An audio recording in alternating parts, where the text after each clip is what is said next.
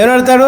సమస్య వచ్చినప్పుడు అయ్యా నేను ఈ సమస్యలో ఉన్నా, ఈ సమస్య ఎట్లా తీరాలి ప్రభువా అని అడగండి. పరిష్కారం ఏర్పాటు చేస్తాడు దేవుడు.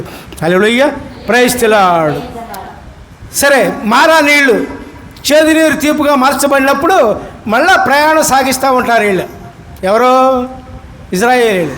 అప్పుడు మళ్ళా దాహం వేస్తుంది. ఎన్ని రోజులు ప్రయాణం అండి అది? 1 రోజు 2 రోజులు కాదు. ఎన్ని రోజులు? ఎన్ని సంవత్సరాలు?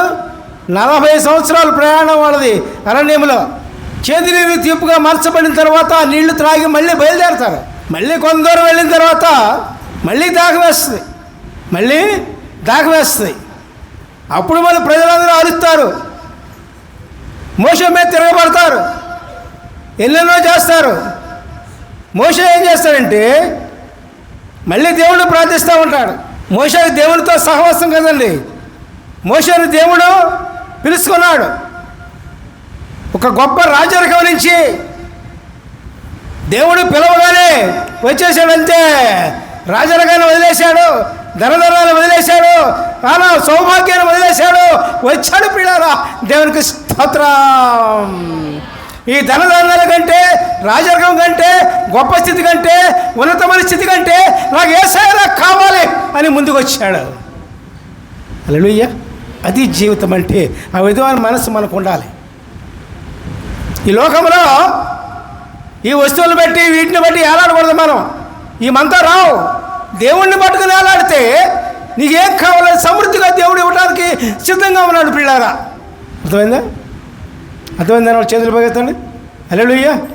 అందుకనే నా రాజ్యములో నీతిని మొట్టమొదటి వెతకండి, అప్పుడు సమస్తమును మీకు అనుగ్రహించబడిన అని దేవుడు ఎప్పుడో వాగ్దానం ఇచ్చారు మొట్టమొదటిలోనే పిల్లారా. దేవునికి స్తోత్రం. అట్లాగే ఇంకా ముందుకు వెళ్ళిన తర్వాత దాహం వేసింది కదండి. మళ్ళీని రెండోసారి దాహం వేసినప్పుడు అప్పుడు మోషే దేవుణ్ణి ప్రార్థిస్తూ ఉంటాడు. మోషే ప్రార్థించినప్పుడు, ఇదిగో మోషే, ఈ బండకు ఎదురుగా నేను నిలబడతా, ఇదిగో బండను కొట్టు అన్నాడు. అట్లాగే దేవుని మాట ప్రకారం, ప్రభు మాట ప్రకారం దేవుడు బండకు ఎదురుగా నిలబడినప్పుడు మోషే బండను కొడతాడు. కాలువల వల్ల నీళ్లు ప్రవహిస్తాయి. హల్లెలూయా, ప్రైజ్ ది లార్డ్. చూశారండి? దేవుడు చెప్పింది చేశాడంతే. దేవుడు చెప్పంది చేయలే. దేవుడు ఎప్పుడైతే ఏదైతే చెప్పాడో అదే చేశాడు మోషే పిల్లారా. దేవునికి స్తోత్రం.